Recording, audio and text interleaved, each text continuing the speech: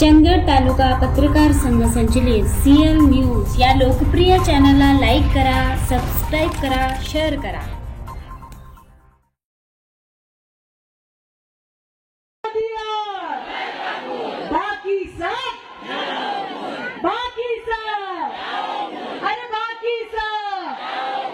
नरेंद्र मोदी और कमल का भारत माता की आवाजच नाही। माता की भारत माता की नरेंद्र मोदी और बाकी सब देश का नेता कैसा हो।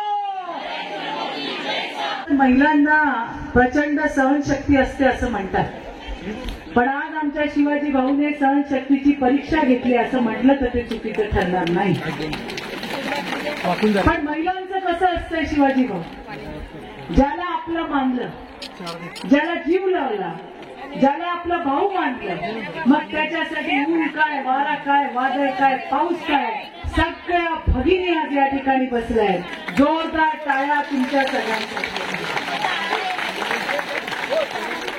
आज मला मनापासूनचा आनंद झाला की महाराष्ट्राच्या एका टोकावर असलेल्या चंदगड मधल्या माझ्या बहिणींशी मला बोलायची संधी मिळाली। आजचा दिवस पण काय, आज आपल्या देशाचे लोकप्रिय आणि यशस्वी प्रधानमंत्री नरेंद्रजी मोदी यांनी कधी नव्हे तो शक्ती वंदन कार्यक्रम या देशामध्ये केला। शक्तीला वंदन। आणि शक्ती म्हणजे कोण ग? शक्ती म्हणजे कोण? अगं कोण? आपण ना। शक्ती म्हणजे कोण ग ताई? आपण। तुम्ही बोलाल का नाही सगळ्या? मला भाषण नाही करतायत, त्याच्यामुळे बोलाल तर मजा येईल। बोलणार का? मागच्या उन्हातल्या का? बोलाल ना सगळ्या? खरंच मला जर शक्य झालं ना आज शिवाजी भाऊ, त्या प्रत्येकीचे पाय दाबावेसे वाटतात। म्हणजे इतकं प्रेम आणि इतकी आपुलकी, हेच भारतीय जनता पार्टीचं वैभव आहे। हेच वैभव आहे भारतीय जनता पार्टीचं की आज एवढ्या मोठ्या संख्येने या ठिकाणी महिला आल्या आहेत। भारतीय जनता पार्टी फक्त विकास करत नाही मैत्रिणींनो, त्या विकासासोबत विश्वास द्यायचं काम करते। आणि म्हणून तुम्ही सगळ्याजणी या ठिकाणी मोठ्या संख्येने आहात। विषय होता शक्तीवंदन। शक्ती म्हणजे कोण? म्हणा की शक्ती म्हणजे कोण? आपण। आणि आपल्याला वंदन, आपल्याला वंदन। 8 मार्च जवळ आली का पोळ्यासारखं सजवतात आपल्याला, सगळं का नाही? सगळ्यांचे मेसेज बॉक्स काय ते व्हॉट्सअपचे फुल। काय असतं मेसेज? तू दुर्गा आहे का नाही? आणि तू लक्ष्मी आहे, आणि तू महालक्ष्मी आहे, अंबाबाई आहे। एकच दिवस नंतर 8 मार्चला नवरा घरचा कुकर सुद्धा लावित नाही। लावतो का? बाई आज तुझा महिला दिवस आहे, आज तुझा कुकर लावू नको, आज भाकऱ्या मी करतो म्हणतो का कोणाचा नवरा? म्हणतो का? तिकडे तिकडे कोपऱ्यातल्या कोणाचा नवरा भाकऱ्या बिकऱ्या करतो का? नाही नाही नाही। आणि तुम्ही का? नाही नाही, भाकरी करण काय तू दिवस साजरा कर। आणि अशा शक्तीला वंदन केलंय नरेंद्रजी मोदींनी आपल्या पंतप्रधानांनी। मैत्रिणींनो, 2 असे महामानव 1950 मध्ये महामानव डॉक्टर बाबासाहेब आंबेडकर, ज्यांनी आपलं महत्व ओळखलं आणि त्यांनी सांगितलं की या देशातल्या या 50% शक्तीला मुख्य प्रवाहात आणलं पाहिजे। आपल्याला दिला मतदानाचा अधिकार, शाई लावायचा अधिकार। विचार करा, आपल्याला जर तो अधिकार नसता तर या बाप्यांनी आपल्याला बोलवलं असतं का? बोलवलं असतं? मेळावा घेतला असता? जेवू घातलं असतं? नाही। हे म्हणले असते आज 1000 लोकांची सभा आहे, 100-200 जणी या पटापटा भाकऱ्या पडवा. त्याच्या पलीकडे आपलं काम नाही. पण डॉक्टर बाबासाहेब आंबेडकर एकदा जोरदार टाळ्या आपल्या महामानवासाठी. 50% महिलांना बोटाला शाई लावायचा अधिकार दिला, निवडायचा अधिकार दिला की ताई तुला कोण वाटतं या देशाच्या प्रधानमंत्रीपदी बसलं पाहिजे. आणि त्याच्यानंतर या शक्तीचा विचार केला तो आता आपले असलेले प्रधानमंत्री नरेंद्रजी मोदी यांच्यासाठी एकदा जोरदार टाळ्या. आणि शाही लावायचा अधिकार दिला. प्रत्येक मतदानाच्या वेळेला आजी बसली, आजी शाही लावली का नाही, लावली का नाही लावली. कधीपासून आजी शाहीच लावते बोटाला, शाहीच लावते बोटाला. अरे कोण आलं, कुणाचं सरकार आलं, कोण बसलं, अध्यक्ष महोदय आम्हाला पत्त्याच नाही आहे का ग. कारण आम्हाला काही फरक नाही पडला, आमच्या आयुष्यात काही फरक पडला नाही. आम्ही तेच रोज सकाळी उठून जायचो. कुठे जायचो ग, जायचो का नाही, जायचो का नाही. का चंदगडच्या बाहेर जातच नव्हत्या, जात होत्या का नाही. काय घेऊन जायच्या तुम्ही का मागच्या, तुम्ही काय घेऊन जायच्या. लोटा, लोटा का टमरे, टमरे, टमरे का लोटा, तांब्या, काय काय काय काय म्हणतात का, तांबे म्हणतात. तांबे घेऊ जायचो का नाही. अगं जायचो का नाही, खरं बोललं पाहिजे. जायचो का नाही. इकडच्यांना जास्त भूक लागली वाटतं. जायचो का नाही. कुठे जायचो. कडाकडन शेतात जायचो. जायचो का नाही. मळ्यात जायचो, शेतात जायचो, रस्त्यावर जायचो. गाडी आली की उभी राहा, गाडी गेली का खाली बस. केलं का नाही सगळ्यांनी, केलं का नाही ग. मागच्या जरा हात तरी वर करा, मला कळेल तुम्हाला समजतंय का नाही. केलं का नाही सगळ्यांनी. आता एवढे दिवस जाऊन आजी शाई लावून लावून लावून लावून आली. कुणी विचार केला आपला, केला का. हे तांबे बंद केले पाहिजे.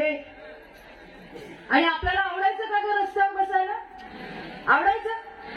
आपल्याला आता आवडेल आपल्या पोरीबाई रस्त्यावर बसलेल्या नाही. कारण आम्हाला हौस नव्हती, पण आमच्यासाठी सोयच नव्हती, आमच्यासाठी सोय नव्हती. आणि म्हणून या देशाच्या बायका लोटे, तांबे, टमरेला चिंपाट घेऊन रस्त्याच्या कडेला जायच्या, शेतात जायच्या, इकडे जायच्या, तिकडे जायच्या.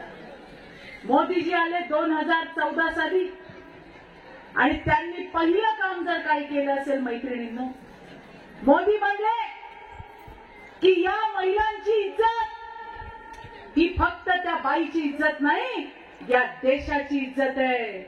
आणि माझ्या देशातली इज्जत रस्त्यावर जाणार नाही, तिला घराघरात इज्जत घर द्यायचं काम कुणी केलं का. मोदींनी केलंय. हे फक्त संडास नाही दिला, इज्जत घर दिलंय. तुमची इज्जत या देशाची इज्जत समजली. आणि माझ्या देशाची इज्जत रस्त्यावर जाणार नाही, माझ्या माय माऊलीला इज्जत घर दिलं आपल्या मोदींनी दिलं. मैत्रिणी, ज्याचा उल्लेख माझ्या आधीच्या वक्त्यांनी केला. माझ्या घरात पण 4 जणी आहे, माझी आई आणि 3 काकू. आम्ही एकत्र कुटुंबात वाढलं. माझी आजी हुशार होती, ती प्रत्येक सुनेला 1 आठवडा जा म्हणायची तिथं पाणी आलं. 1 आठवडा प्रत्येक सुनेची बारी असायची. कधी माझी आई, कधी माझी काकू. आणि सगळ्यांची फेरी असायची 2-2 किलोमीटर पर्यंत त्या जायच्या. आईच्या डोक्यावर इथले केस नाही राहिले, इथे पण कित्येक जणी असते.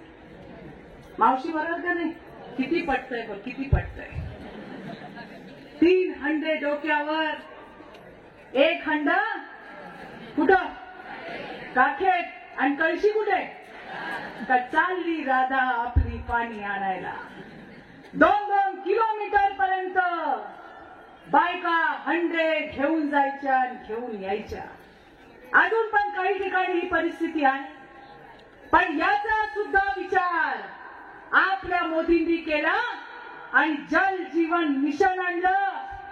हर घर में नल और उस नल में हवा नहीं जल होगा, पाणी होगा. माझ्या ताईच्या डोक्यावरचे हंडे उतरवायचं काम मोदींनी केलं. अरे कोणी विचार केला आमचा?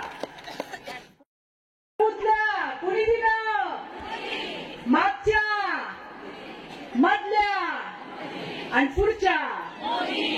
अरे जनगडी आवाज काय आहे? खणखणीत आवाज पाहिजे. मी राज्यामध्ये केला, ती म्हणते मी जेवलो.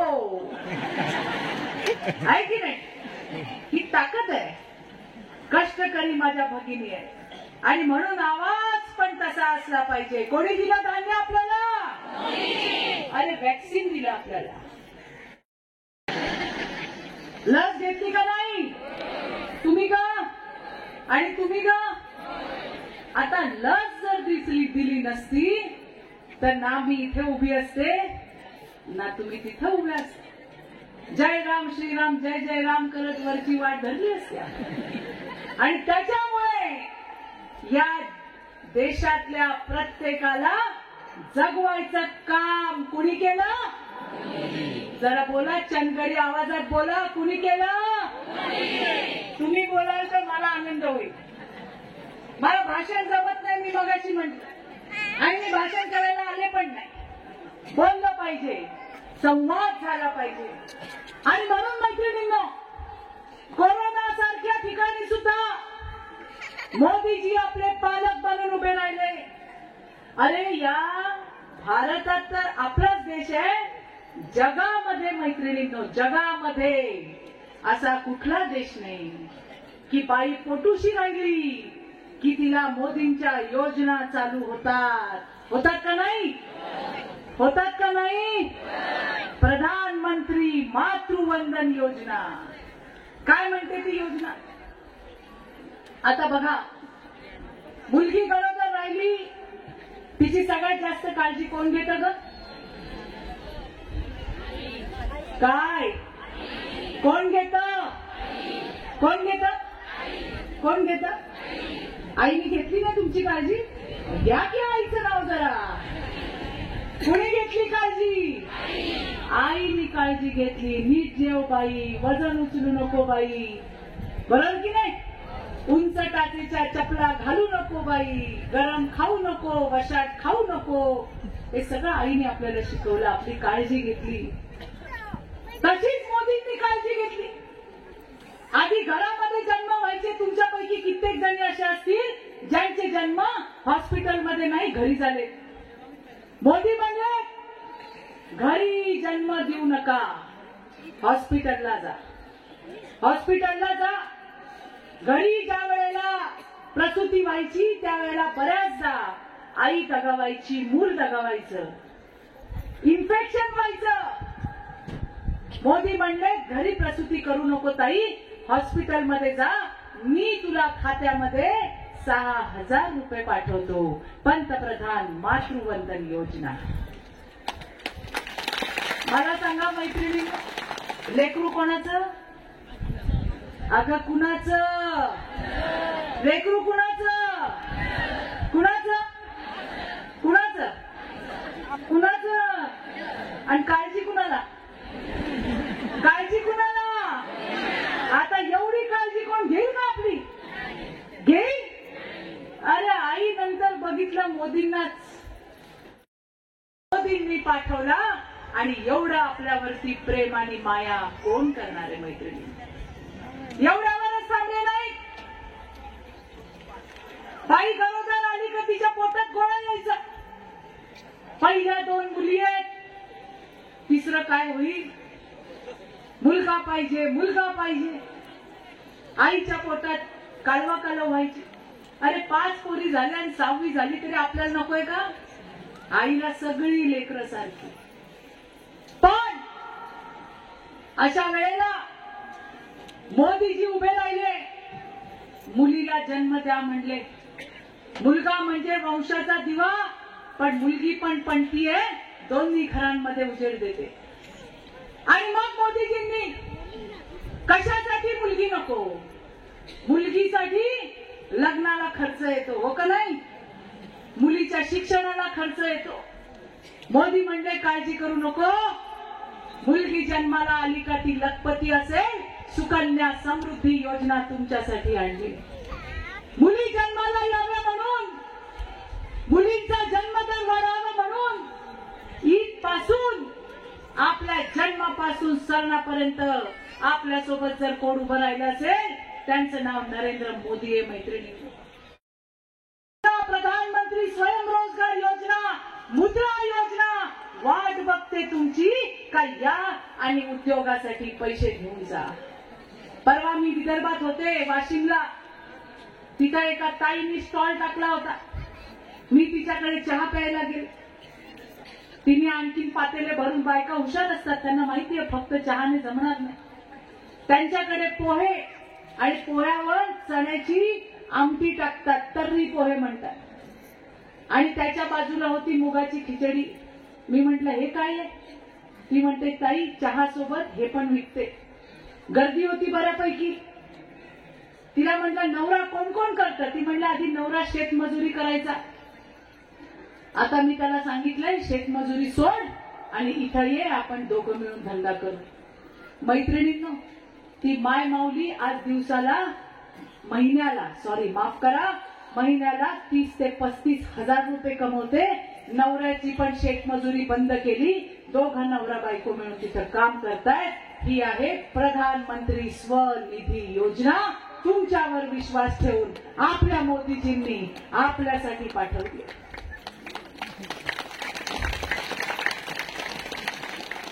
जसं आपल्याला स्वतःच्या पायावर उभं केलं, जसं जन्माच्या वेळेला आपल्या सोबत आवाज मोदींनी ऐकला. काय वाटतं कुठली शिक्षा व्हायला पाहिजे? फाशीची शिक्षा. अरे त्या पोरी आपल्या कोण लागतात का ग? नाही, त्या ओळखीच्या पण नसतात, जातीच्या नाही, पातीच्या नाही. कोल्हापूरची पोरगी, सोलापूरची पोरगी, पुण्याची, ठाण्याची, मुंबईची, कुठली का? आणि मग अशा मुलींना, अशा महिलांना, वाकड्या नजरेने बघणाऱ्या हरामखोरांना मोदींनी 150 वर्ष जुने कायदे आपल्यासाठी बदलले आणि आता त्यांना फाशीची शिक्षा होणार आहे. मैत्रिणींनो, फाशीची शिक्षा. कुठला हरामखोर आता आमच्या देशातल्या माय माऊलीकडे वाकड्या नजरेने बघायची हिंमत करणार नाही, कारण मोदींनी आता शिक्षा दिली आहे फाशीची. आपल्यासाठी 150 वर्ष जुने कायदे बदलले. आणखीन पण 2 गोष्टी केल्यात. घटस्फोटासारखा विषय. आपल्यापैकी कुणाला वाटतं का ग पटकन घटस्फोट घ्यावा? नाही. आपली दुनिया, आपली लेकरं, आपला संसार, त्याच्यावर आपल्याला कुणालाच काही नाही. आपलं आयुष्य त्यांच्यासाठी असतं. आपण तर आपली आवड पण विसरून जातो की कधी काळी मला मेथी आवडायची, पण लेकराला आणि नवऱ्याला आवडत नाही. त्यांना भेंडी आवडते, ती भेंडी मला पण आवडायला लागली. बाईचं दुसरं नाव समर्पण. आणि मैत्रिणींना अशा वेळेला काही बिचाऱ्या भगिनींना असा निर्णय घ्यावा लागतो आणि त्या घटस्फोटापर्यंत जातात. त्यांना निर्णय तो नाईलाजाने घ्यावा लागतो. मी पाहिल्या तशा काही लेकरू लहान असताना नाईलाजाने घटस्फोटासाठी जावं लागतं. लेकरू मोठं होतं तरी आईचं तारीख पे तारीख आणि तारीख पे तारीख चालू असते. कोर्टामध्ये खेटा चालू असतात. तोपर्यंत समोरच्या माणसाने लग्न करून मोकळा झालेला असतो, त्याला पोरं बाळ झालेली असतात. आणि ही मात्र माझं झालं तसं माझ्या लेकाचं होऊ नये म्हणून त्याला पोटाला चिमटा काढून वाढवत असते. अशा मी किती बायका बघितल्या. रोज मला फोन करतात, मला म्हणतात चित्राताई या माझ्या नवऱ्याला उचलून घेऊन जा, सांगा पोलिसांनी चांगला फोडून काढ. मी म्हटलं काय झालं? दारू पितोय, मला जोडतोय, पोरांना मारतोय. नंतर बायका काय म्हणतात, रोज बोलतात मेला तर बरं होईल, मेला तर बरं होईल, मेला तर बरं होईल. आणि जेव्हा वटपौर्णिमा येते तेव्हा वटपौर्णिमेला बाई कडकडी उपवास, पाण्याचा थेंब पण नाही, दोऱ्याचा बंडल घेऊन त्या वडाला गोल गोल गोल गोल गोल गोल गोल गोल फिरा. मग तेव्हा मी तिला म्हणते काय ग, काल तर बोलली मेला तर बरं होईल, आणि परत 7 जन्माचं अग्रीमेंट. ती म्हणते नाही ताई, माझ्या लेकरांचा बाप आहे, आज माझे दिवस खराब आहेत पण माझी मुलं मोठी होतील, माझे पण दिवस बदलतील. ही आहे भारतीय स्त्री, ही आहे आपली बाई, जी कधी कधी कुठल्या परिस्थितीला शरण जात नाही. पण काही अशा घटना घडतात आणि तिला घटस्फोटासारख्या अजिबातच नको वाटणाऱ्या घटनेला समोर जावं लागतं. समोरचा येत नाही, वर्षानुवर्ष केस चालतात. आता मोदीजी म्हणले तारीख पे तारीख नहीं चलेगी. समोरचा माणूस कोर्टात नाही आला तरी पण खटला चालणार आणि आपल्या ताईला न्याय द्यायचं काम आपलं मोदी सरकार करणार आहे. मी मगाशी वाचलं की संजीवनीताई तोडकर आल्या आहेत का, त्या गेल्या पण अगं एसटीने जाताय, प्रवास करताय, मागच्या ग करताय, तुमचं हो असेल तर हात वर करा म्हणजे मला दिसेल. येस, तुम्ही जाताय का नाही? तिकीट किती आहे? अगं तिकीट किती किती चांगलं आहे का वाईट आहे? अगं तुम्ही तर काय गळ्यात चुपच बसल्या सगळ्या पुढच्या, मला इथे दिसतच नाही. खुश आहेत का नाही? खुश आहात? कशाला खुश आहात? हाफ तिकीटमुळे. कुणी केलंय हाफ तिकीट? असे मोदीजींनी केलंय. एकदा जोरदार टाळ्या आपल्या देवेंद्रजींसाठी होऊन जाऊन द्या. मला आठवतंय ज्या वेळेला अर्ध तिकिटाची घोषणा झाली अण्णा, तेव्हा विरोधकांनी सांगितलं, मी सुद्धा गेले होते ना, कळलंच नाही. ते म्हणजे अर्ध तिकीट देऊन तुम्ही काय केलं? त्या येड्यांना कळलं नाही. चंदगडची बाई अर्ध तिकीट घेऊन पुण्याला जाते, चंदगडची बाई अर्ध तिकीट घेऊन कोल्हापूरला जाते, चंदगडची बाई अर्ध तिकीट घेऊन मुंबईला जाते. ती काय फक्त तिकीट घेऊन जाते का? अगं नाही, आत्मविश्वास घेऊन जाते की मी इथून गाडीत बसीन आणि एकटी पुण्याला जाईन, पुण्याहून गाडीत बसीन, एकटी परत येईल. हा आत्मविश्वास द्यायचं काम आपल्या देवेंद्रजींनी, आपल्या एकनाथराव शिंदेच्या महायुतीच्या सरकारने आपल्याला दिलंय मैत्रिणींनो. आणि म्हणून अर्ध तिकीट झाल्यापासून खूप बाबांचे फोन येतात. ते म्हणतात ताई हे काय केलंय? मी म्हटलं काय झालं? ते म्हणले देवेंद्रजींनी आमचं डिमांडच कमी करून टाकलं. आता बाया आम्हाला घरातून बाहेरच जाऊ देत नाही. खरंय का ग? खरंय का ग? खरंय खरंय. आता बायका म्हणतात तुम्ही बसा घरात, कारण तुमच्या एका तिकिटात मी जाईन पण आणि येईन पण. मी परवा वर्ध्यात होते, तिथल्या मैत्रिणींनी आणि भावांनी पण निरोप दिलाय की देवेंद्रजींना सांगा एसट्यांची संख्या वाढवा, कारण जी गाडी येते ती खचाखच बायांनीच भरून येते. आणि त्यामुळे एक आत्मविश्वास द्यायचं काम आपल्या महायुतीच्या सरकारने केलंय मैत्रिणींनो. आपल्याला आरोग्यामध्ये सुविधा दिली, आपल्याला लेक लाडली सारखी योजना दिली, आपला त्रास कमी व्हावा, आपलं जीवन सुखकर व्हावं याच्यासाठी विविध योजना आणल्या. ज्यांना कोण नाही अशा निराधार महिलांसाठी सुद्धा असलेल्या वेतनामध्ये निधीमध्ये वाढ केली अनुदानात आणि 1000 चे 1500 रुपये द्यायचं काम आपल्या सरकारने केलंय. आज महायुतीचं सरकार मोठ्या वेगाने प्रगतीकडे जाऊन काम करतंय.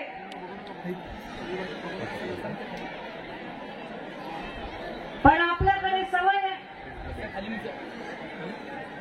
चांगलं काम झालं तरी भल्या भल्या पैलवानांना धोबी पछाड केल्याशिवाय राहणार नाही, अशा आमच्या वस्तादाचं नाव आहे देवेंद्र फडणवीस. अरे असं म्हणायचे अकेला देवेंद्र क्या करेगा. अध्यक्ष महोदय, दिखा दिया अकेला देवेंद्र क्या क्या और क्या कर सकता है. अख्ख्या महाराष्ट्राने बघितलं.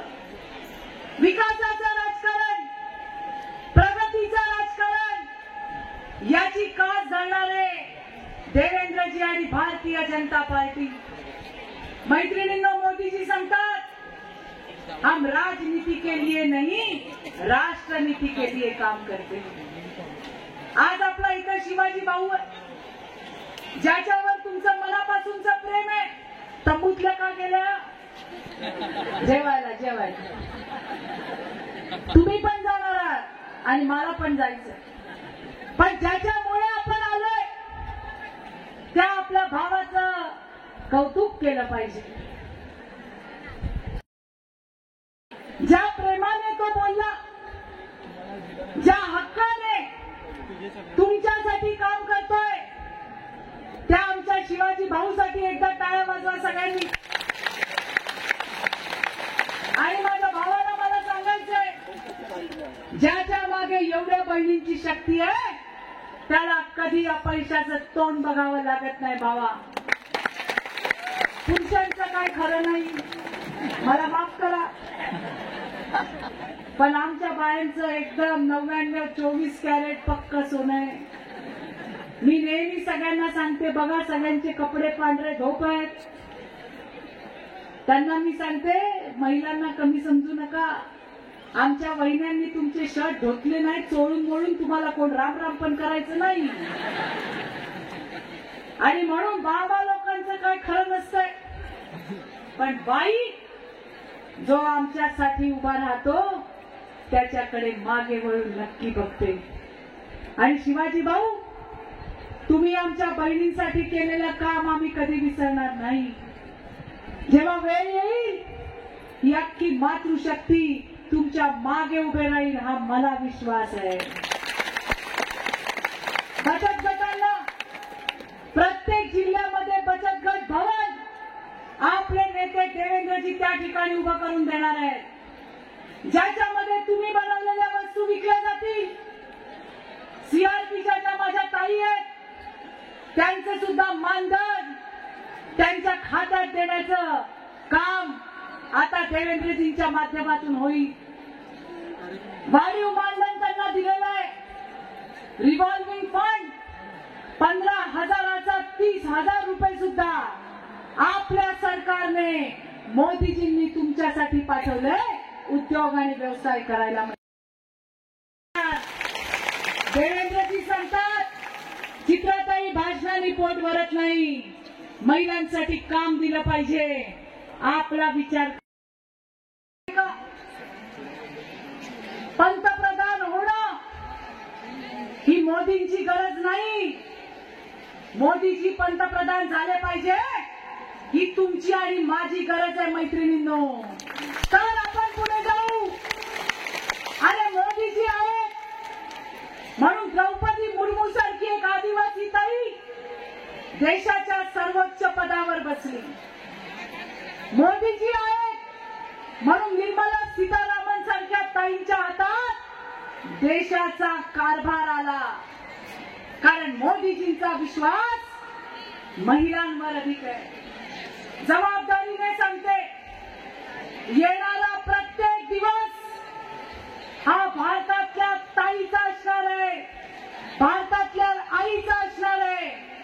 तुम्हाला सगळ्यांना मोदीजींनी निरोप पाठवलाय. मोदीजींनी सांगितलं, काना कोपऱ्यात जा आणि माझ्या सगळ्या ताईला आणि आईला माझा निरोप द्या. निरोप काय आहे? मोदीजी म्हणले, माझ्या सगळ्या माय माऊलींना धन्यवाद सांगा, माझ्याकडून आभार माना की या माय माऊल्यांनी भारतीय जनता पार्टीवर विश्वास दाखवला, या माय माऊल्यांनी कमळावर विश्वास दाखवला, या माय माऊल्यांनी नरेंद्र मोदींवर विश्वास दाखवला. मी पंतप्रधान तुमच्यामुळे झालो आणि म्हणून तुमच्यासाठी काही करू शकलो, असा निरोप मोदीजींनी तुमच्याकडे दिलेला आहे, तुमच्यासाठी दिलेला आहे. आणि म्हणून जाता जाता जोरदार घोषणा आपल्याला द्यायच्या, द्याल ना? अगं हो.